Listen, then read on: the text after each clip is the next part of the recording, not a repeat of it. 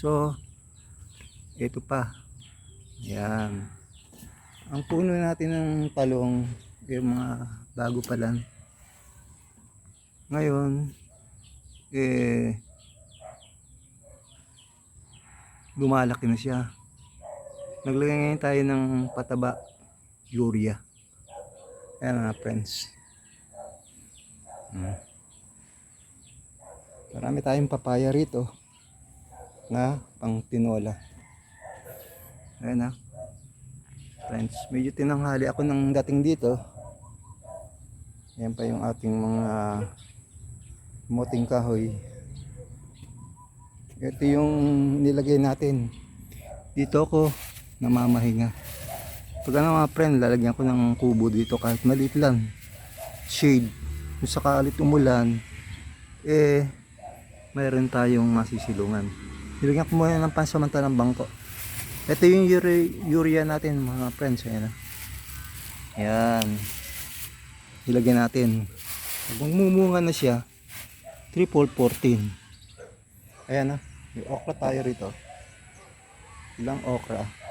Tapos mga friends, meron tayong tanlad. Friends, ayan papaya. Nakakuha na tayo rito ng dalawang hinog. Ayan. Ang tanlad natin, ang lago-lago. Ito maganda sa tanlad yung bang limawa manok, para hindi siya masyadong malansa.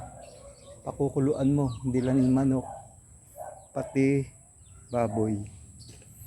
Ito yung natin, galing ng Bataan mga friends, galing Cebu yata ito.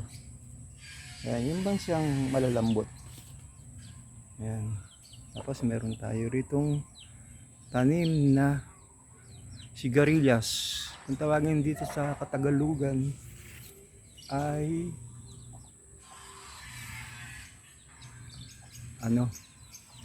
kalimutan ko na rin. Kabay. Mga friends, ayan. Yung mga bunga na.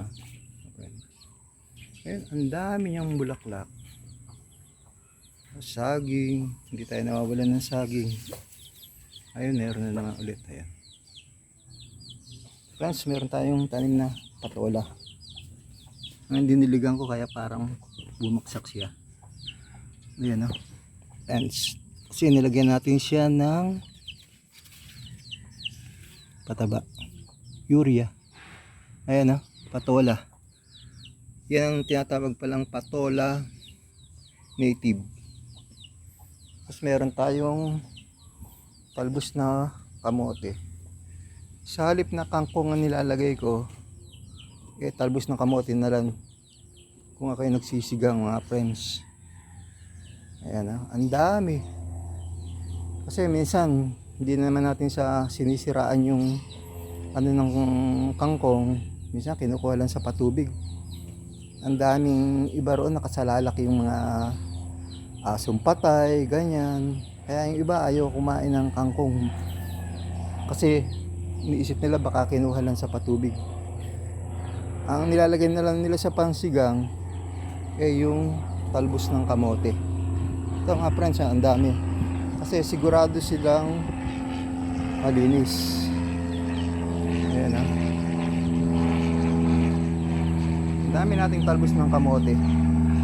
Friends, pagkatapos dito sa kabilang side, ayan, ating talong.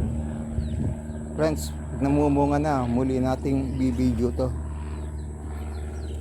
Mga friends, ayan meron nga pala akong YouTube channel.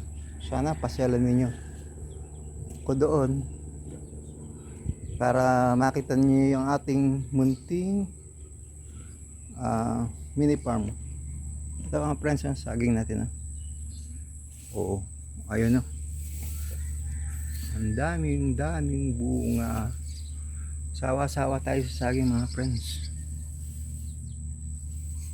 Tapos mag-aano naman tayo ng 6 month. Yung itong kamoting kahoy pwede na itong anihin. Ayan Dito ako mga friends naglilibang. Dito. Kasi si Mrs. wala. Para hindi ako mainip ng paghihintay, dito ako namamalagi. Dito ako nagpapalipas ng oras. Sabi nila pag ganitong mga senior at matanda na, lagi na lang sa bukid pumupunta, magtatanim na lang. Pero ako naman, bata pa ako. Nung araw, mahilig ako magtanim. Kaya lang, walang lupa. Ayun. Ngayon, biniyayaan tayo ng kapirasong lupa. Kaya pagsikapan nating magtanim. Mahirap kasi mga friends yung bili ka na lang ng bili.